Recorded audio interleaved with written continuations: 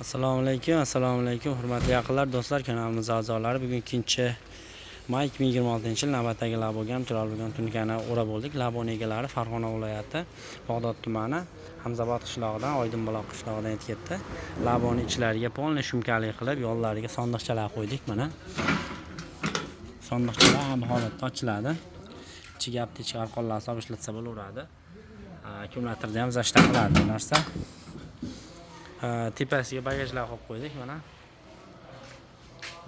Tepasida boltikalar orqa qilingan zapas balonlarni qotirib qo'ysa bo'laveradi. Arqonda belash shart emas.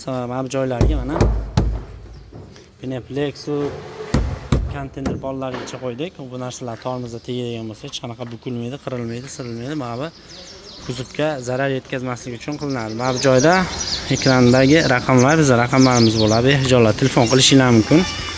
Manzilimiz Farg'ona viloyati Bog'dod tumani Bordon qishlog'ida bo'ladi. 1 soat 1,5 soat ichida o'rnatib beramiz. Qotirib alohida poliga rezinka, tunika orqasiga duga bagaj sondiqlari bor. Kuzatishda davom etinglar. Shunaqa xizmatlar bo'lsa, albatta telefon qilishni unutmanglar. Sog' bo'linglar, salomat bo'linglar.